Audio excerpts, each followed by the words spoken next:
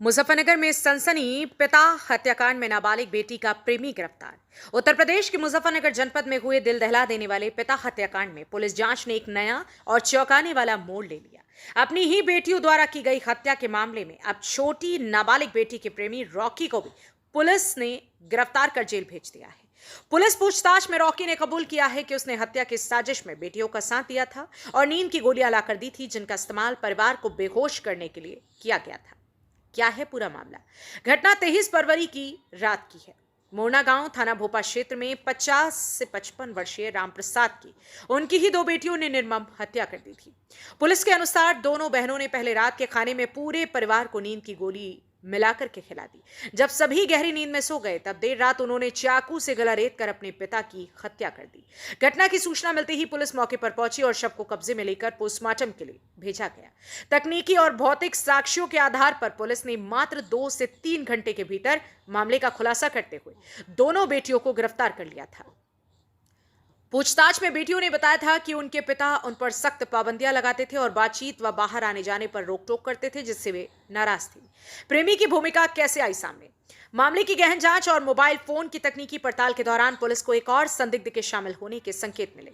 जांच में सामने आया कि छोटी नाबालिग बेटी का प्रेमी रॉकी निवासी मेरठ भी इस साजिश में शामिल था। रॉकी की बहन मोरना में काम करती थी, जिसके चलते उसका गांव में आना जाना था। इसी दौरान उसकी नाबालिग लड़की से जान पहचान हुई और दोनों के बीच बातचीत शुरू हो गई। पुलिस पूछताछ में रॉकी ने स्वीकार किया कि उसने मेडिकल स्टोर से नींद की गोलियां लाकर अपनी प्रेमिका को दी थी, ताकि परिवार के सभी लोग सो जाएं और हत्या के दौरान कोई जाग न सके। पुलिस ने उसके पास से दवाइयों के पैकेट भी बरामद किए। आदित्य बंसल, एसपी ग्रामीण मुजफ्फरनगर ने बताया कि 23 फरवरी को ग्राम मोरना में एक व्यक्ति की हत्या उसकी 2 बेटियों द्वारा की गई थी। विस्तृत तकनीकी विश्लेषण और साक्ष्यों की जांच के दौरान रॉकी का नाम सामने आया। उन्होंने बताया कि रॉकी 23 से या 22 वर्षीय युवक है और वो भी हत्या की योजना में शामिल था। उसी ने नींद की गोलियां उपलब्ध कराई थी। विस्तृत पूछताछ के बाद उसे गिरफ्तार कर जेल भेज दिया गया। मुजफ्फरनगर का यह मामला रिश्तों के टूटते विश्वास और खतरनाक साजिश का गंभीर उदाहरण बन गया है। पिता की हत्या में बेटियों के साथ उनके प्रेमी की संलिप्तता ने पूरे क्षेत्र को झकझोर दिया है। पुलिस अब मामले के हर पहलू की बारीकी से जांच कर रही है, ताकि न्यायिक प्रक्रिया के तहत सभी दोषियों को सख्त सजा मिल सके। जनपद मुजफ्फरनगर से सचनामा न्यूज के लिए संवाददाता तनवीर मलिक की रिपोर्ट। 2 बेटियों ने पिता की हत्या की थी, उसमें सर और भी कार्रवाई की गई, क्या है सर? देखिए, जैसा कि आप सब अवगत है कि 23 तारीख को ग्राम मोरना थाना भोपा क्षेत्र अंतर्गत एक 50-55 साल के व्यक्ति राम प्रसाद उनकी ही 2 बेटियों द्वारा जो हत्या कर दी गई थी।